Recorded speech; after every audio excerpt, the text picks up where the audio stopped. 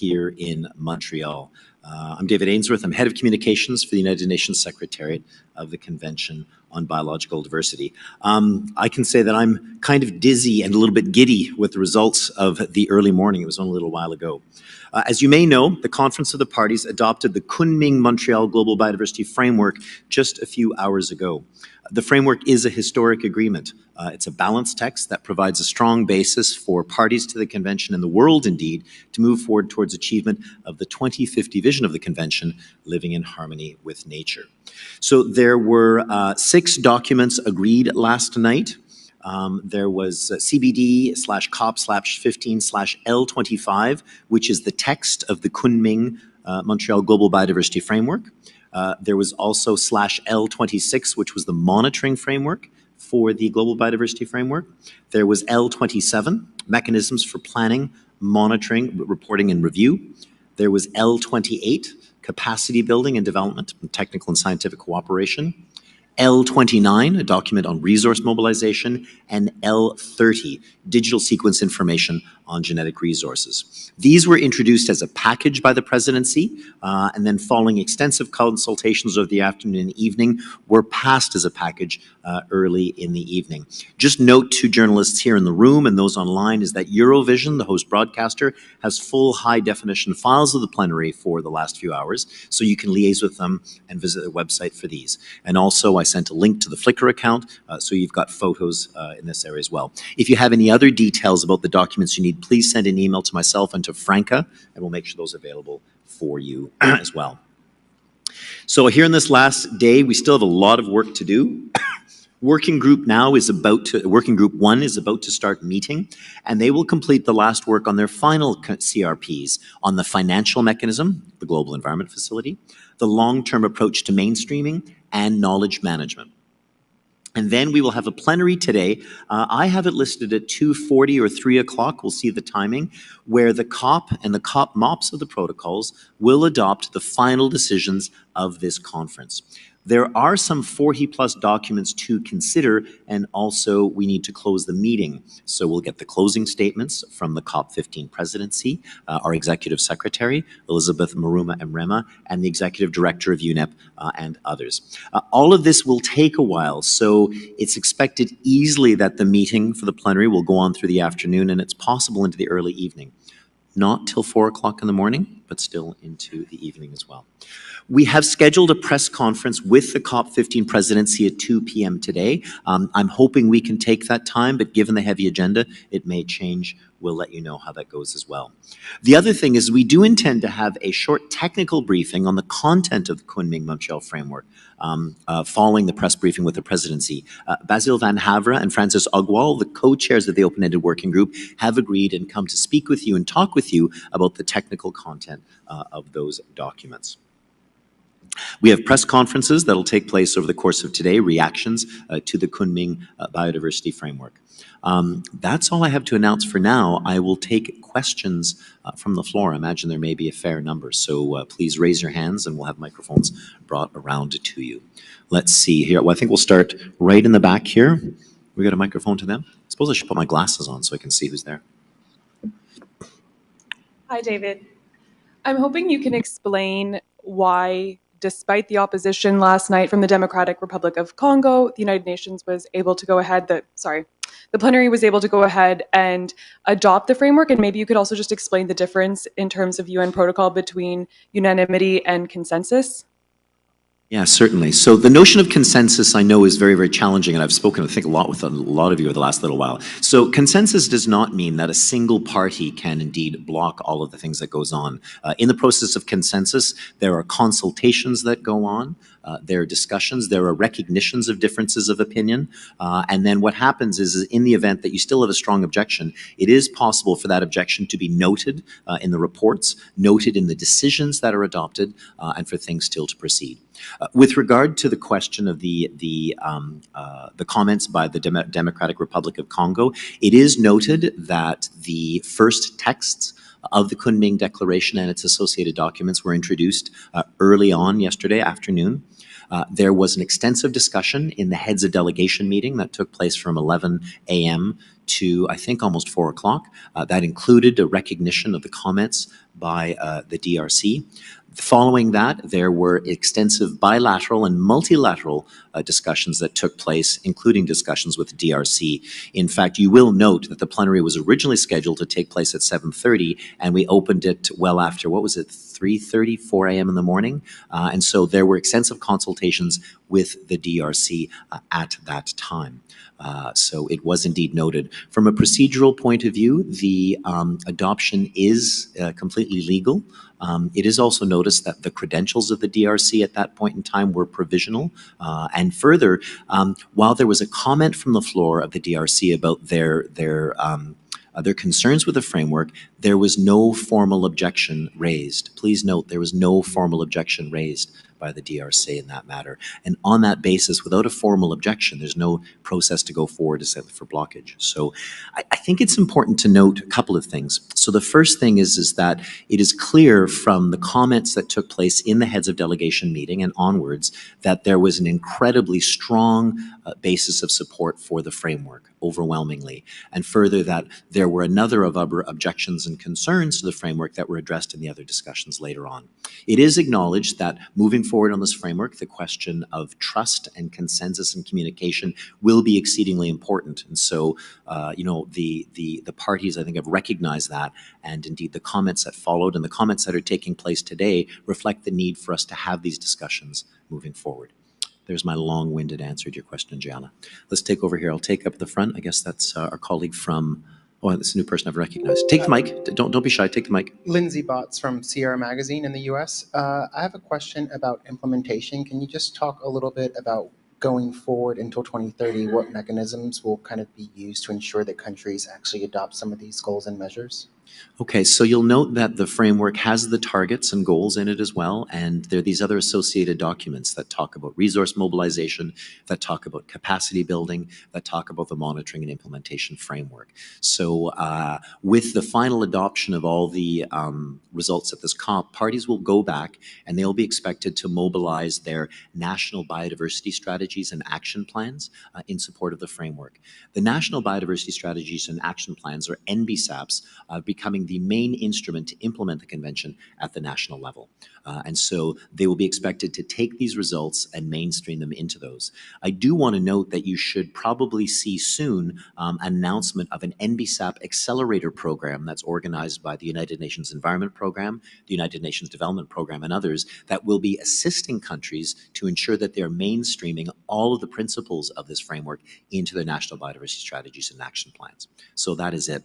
The other part to note is that during the biennium between now and COP16, parties will be expected to take the overall monitoring and indicator framework and align what they do at their national level with the principles at that point in time. So there are a lot of steps going forward. And then, of course, the question of resource mobilization.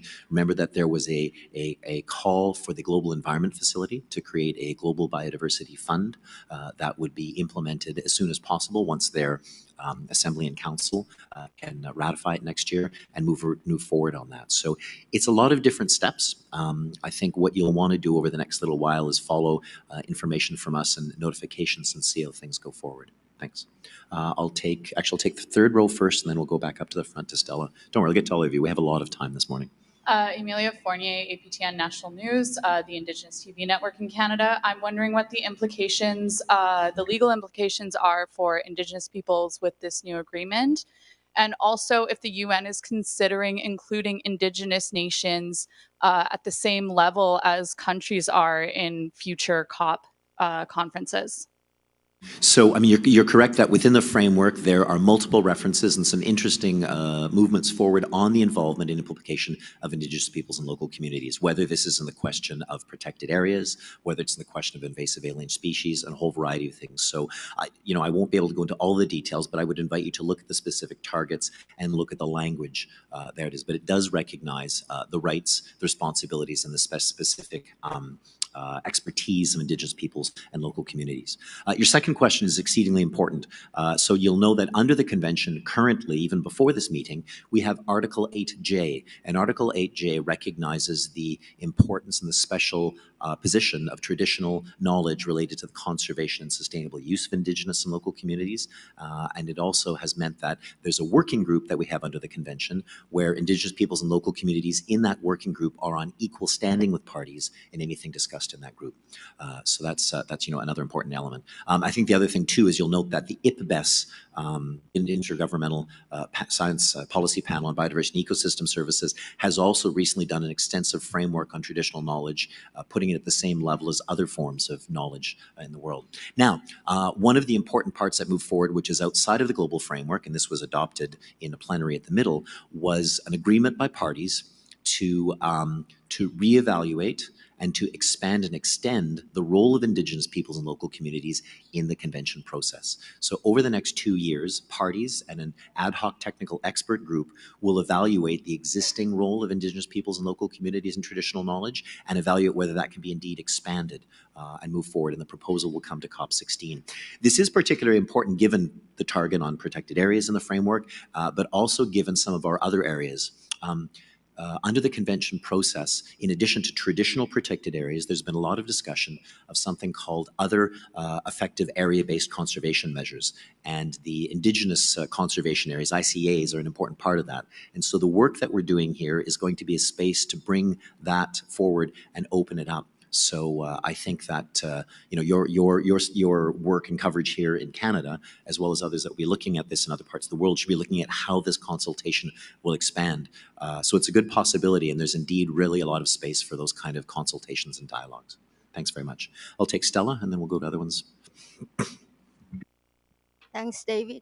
Can you explain a little bit about at what point China hands over the presidency to, till how long they stay in the lead, and when do they actually transfer it over to Turkey? And also, there would be a stock taking, right, in some time, in a few years, like a stock taking of the implementation process. When is that expected? Thank you. So the Chinese presidency will be, it was active when we actually had the first part of Kunming that took place last year, and they will continue to be the presidency until the opening of COP16, which is going to be, as you said, the presidency of Turkey. Just everyone notice it's not Turkey anymore, it's Turkey. So it's very important to note that. That will be. So until then, China will be, they will be guiding the presidency. So they will be, guiding the subsidiary bodies, the implementation body and the science body, along with the new chairs, etc. With regard to the stock taking, there's a couple of moments. We'll be looking at national reporting frameworks that'll be talked about. That'll give us interim steps as well. By the middle of the decade, which is actually only in 3 years, there'll be an important stock taking of how we're moving on the framework as well. But I think certainly the national reporting. So you should expect that we'll be looking at reporting frameworks that'll take place at every COP for certain parts of the framework, and that'll be explained in the decisions, but certainly at the midterm and at the end. We do have a challenge before us because when this framework was originally conceived, it was meant to be something for 10 years, and we don't have 10 years anymore, so it will shorten some of that. Thanks very much. I'll take Natasha over here, and then we'll go back to the other side. Sorry, there's more people asking questions over here, but I want to make the left-hand side feel important too. Thank you. Just some clarification on what the working group is doing this afternoon or now, particularly the one on the financial mechanism. Is there any chance that they could change the text? And so what was agreed last night? Yeah, no, what they're discussing now is text on the financial mechanism, and that's a separate conference room paper, a decision there that while it reflects and coordinated with what was adopted last night, it's a different document indeed, because what happens is the guidance you saw last night was the role of the GEF and resource mobilization specific to the framework.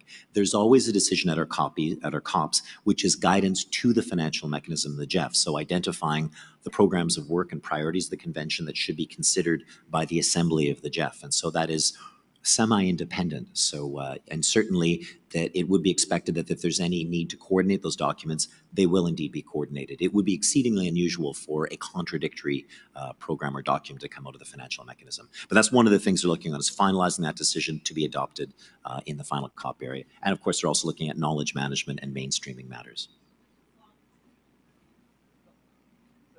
But the fund, the biodiversity fund, has been agreed and adopted. Yeah, the text that you saw last night in the resource mobilization strategy sent directions to the GEF, instructing them to to take the necessary steps to create this Global Biodiversity Fund, and in particular interesting to configure it in such a way that it could receive resources from a variety of sources, public and private, which is a very interesting direction. Thanks. Take over from this side here, maybe actually, so maybe right at the back, the woman with the pink mask first, and then after that, the gentleman ahead of her in the row ahead of her. Thanks. Alison Lampert with Reuters. Just to confirm, so this framework was reached by consensus, and what does that mean in terms of the Congo? What options would they have if they wanted to do anything to try to challenge it, or could they possibly just not adopt it in their domestic government? Well, under the convention process, when a decision is made, it is indeed, binding, and I'll explain why I put in quotation marks. It's binding on all parties to the convention, so 195 parties, and the European Union did. So they are mandated to move and carry it forward in this case. So they wouldn't, if they indeed decided not to implement it, it would be in contravention to the action of the convention. I mean, however, I think one thing it's important that the dialogue and process going forward will be exceedingly important. So indeed, any concerns that were raised by the DRC or other parties to the convention, including if they're from different regions, not just of Africa, they would be part of the dialogue moving forward. But this framework does remain the basis for things going forward. And again, I want to note that the DRC did not raise a formal objection, which is an important procedural step for this. Thank you very much. Gentleman just ahead of her. Hi, thanks. Nathan King, CGTN. Just a bit on the diplomatic TikTok of this whole thing, because it was very despondent Wednesday, Thursday when we had walkouts, et cetera, and then, of course, we had the adoption of the text last night. In your opinion, or in your view, how did this sort of consensus come about? And it's kind of a weird setup here where we have a Chinese presidency and a Canadian host. How have you seen those two countries work together? So I think, did you use the word despondency? Is that the word you used? I think there was that word was used in the press a couple of times on Wednesday, interesting. Thursday, after the walkout. Okay, so so it's interesting. So in the course of the negotiations, and any process, whether it's here in the Biodiversity Conference, the climate change process, CITES, Ramsar, any of these or whatever, there's always an interesting ebb and flow of emotions, of moving forward on consensus, of expression of differences of opinions. And so, I mean, the press is, you're all free to have your opinion of despondency. I'm not sure if all parties to the convention would say that particular process. I mean, you will note that we did have the walkout that took place for, I think, a grand total of 7 hours, maybe not even 8 hours. And in fact, following that heads of delegation meetings, discussion started again. So indeed, it was a very short-lived period of walkout. And there are a variety of different, I don't want to call them tactics, but different ways that parties express concern and move forward. So it's not clear that despondency is the word that everybody would be using for this. In terms of moving forward, I mean, the presidential text that was created on the basis of ongoing discussions with everyone else. And you will note that the comments that came from a variety of parties, ones that reported in the heads of delegation meeting and afterwards, there was a large basis of consensus for that. In fact, if it was indeed despondency with everyone, we wouldn't have heard the rounds of applause that we heard during the meeting from a large number of people going onwards. These are complicated processes. This framework is exceedingly complex. It's got 4 goals, it's got 23 targets, it's attempting to balance the 3 objectives of the convention: conservation, sustainable use, equitable sharing of benefits. It's trying to address new financial mechanisms. It's trying to address some new technologies such as digital sequence information. So there are a lot of moving parts. And indeed, I think trying to address all of those moving parts in those bilaterals between the release of those documents and indeed later expresses it. But we got to the point where it was at that point where there was a vast basis for consensus moving forward on it. So it's a case of it doing very well. With regard to the host government and the presidency, I mean, this is something people have talked about for some time. It is an unusual situation, but it's happened in the UN process before, where you will have the political leadership of a presidency, and then you may have a host that does different things. Certainly under the climate process, I know that when Fiji was the presidency, they held meetings in Bonn, and so Germany was in fact the presidency and did similar to what Canada did, provided the venue and logistics. I also, in the case when Chile under the climate process was not able to discharge their duties to hold the meeting, they went to Spain, and there was a similar process as well. So that happens where you've got these 2 roles. I think it's fascinating and really interesting to see that over the course of these weeks, we have seen both the Chinese presidency and the Canadian host working side by side, demonstrating willingness to move forward. Even before the meeting in Sharm el-Sheikh, both governments held interministerial consultations on the framework and also did consultations here as well. So again, there's a great deal of harmony and discord. There's always a different way to look at it. You can always look at where we fell short, but I think something that's fascinating to see is what were we able to achieve, and what was the world in this time when multilateralism is very fragile able to achieve at this meeting. Thanks very much. Let me I'll take over here, the gentleman in white, and then I'll go back to Ivan from the Globe and Mail. Thanks. Yeah. Thank you. Yeah, I'm Mark Shapiro with the Earth Journalism Network and with Inside Climate News, writing a story. So there's an agreement on DSi and ABS, which of course is a first. But I was wondering what that means for the countries that have existing ABS programs, Brazil, India, there are a couple of others.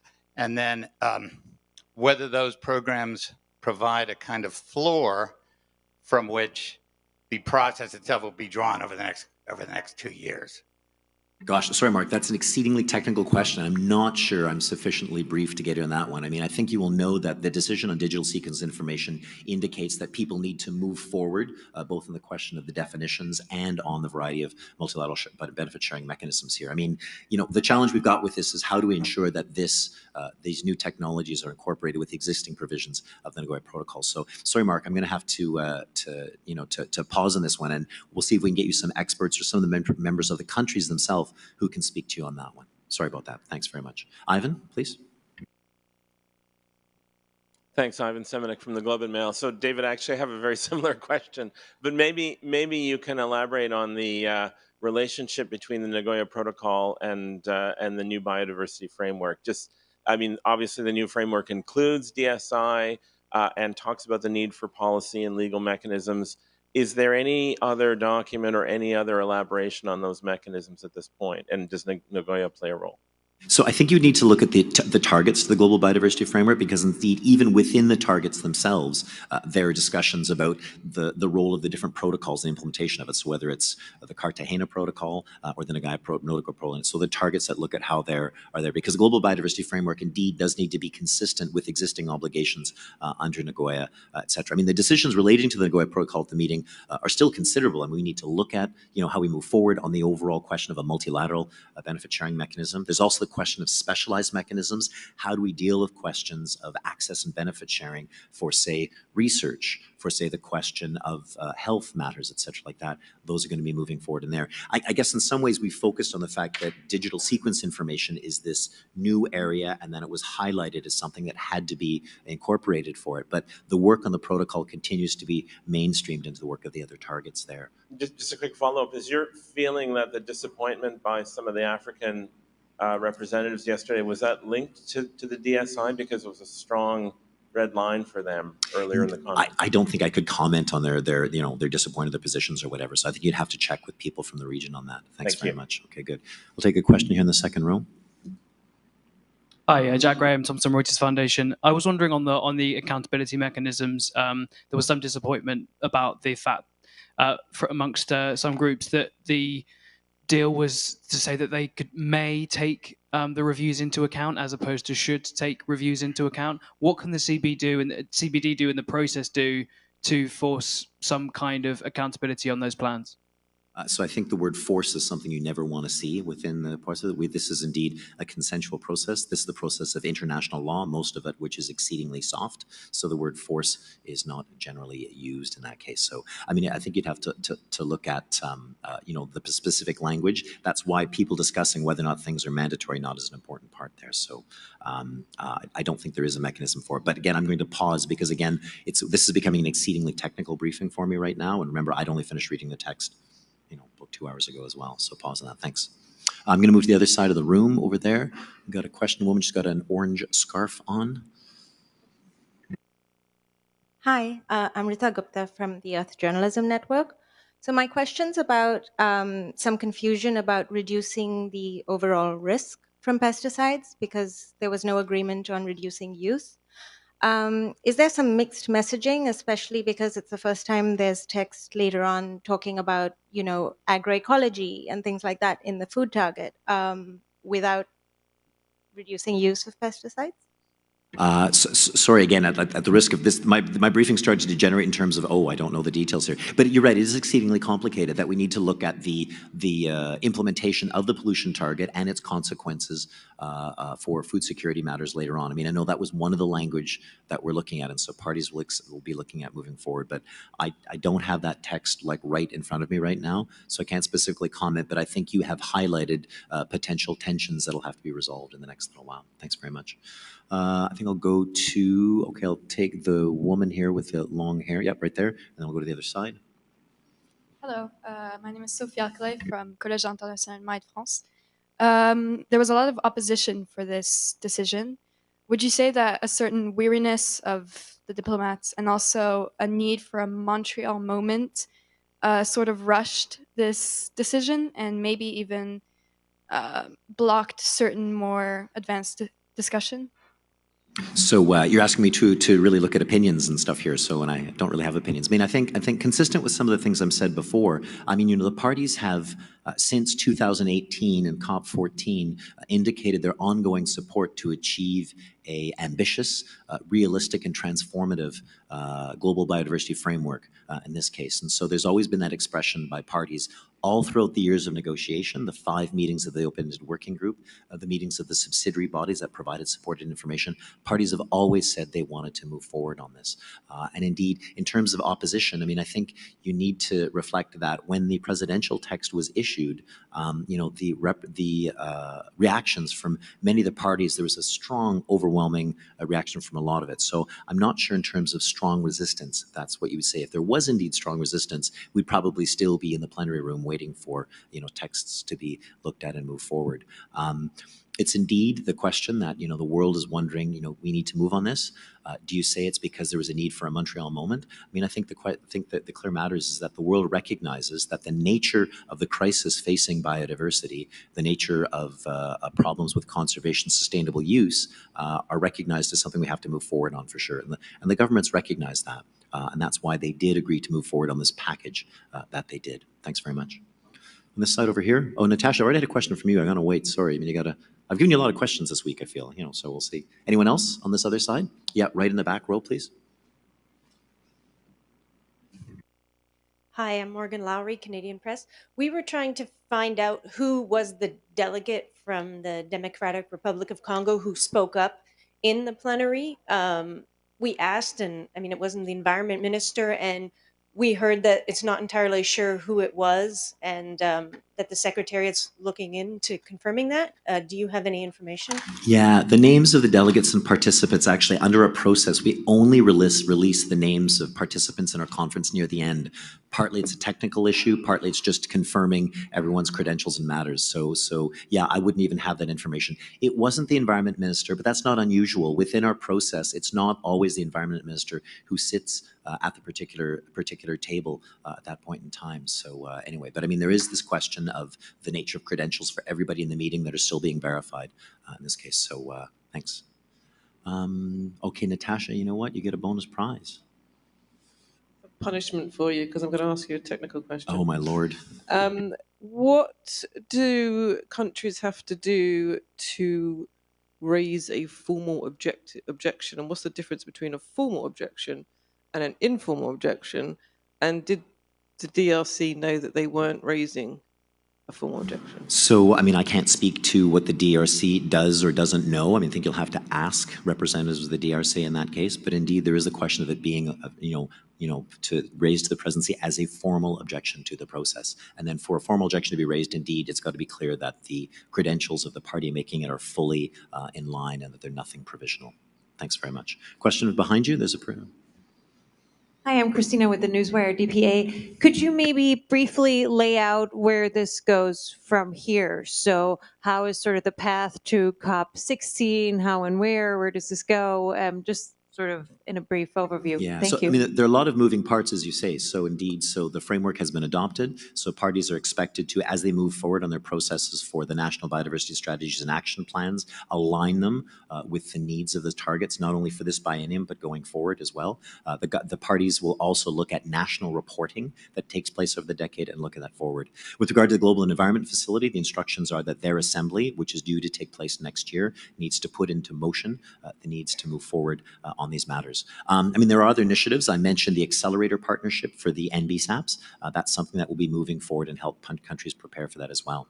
Under the convention process, we'll have a number of other things taking place. So the subsidiary body in science, technology, and technological assessment and subsidiary body in implementation will have an agenda before them where they will look at continuing to refine the scientific and monitoring basis for things forward. With regard to the monitoring framework, we'll have an ad hoc technical expert group that will continue to refine and make sure that those headline indicators are created and managed at the national level. So in terms of following the intergovernmental process, you'll want to look at when our substas and our SBI meetings, the subsidiary bodies meet and move forward towards COP16. There are some reporting requirements, and for example, also the digital sequence information is expected to have some matters resolved between them as well. So you'll need to follow our meetings, our expert meetings, but then also at the national level, reporters here and around the world will need to look at how our national government's moving forward and mobilizing a lot of these elements as well. So it's a great deal of work, but I know we had 1,000 of you here at this meeting, so if you can mobilize another 1,000 in the other countries, you can keep track of the process. Thanks very much.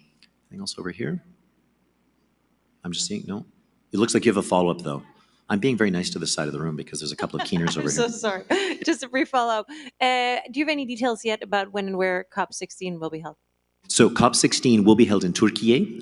So the specific location, I think, has yet to be determined, but in this closing plenary, we should have that. I don't know. I've heard different cities that it may be held, but I don't think it would be appropriate for me to mention those in a speculative way. You could talk to Turkey and see what they think. Okay. In 2024. Okay.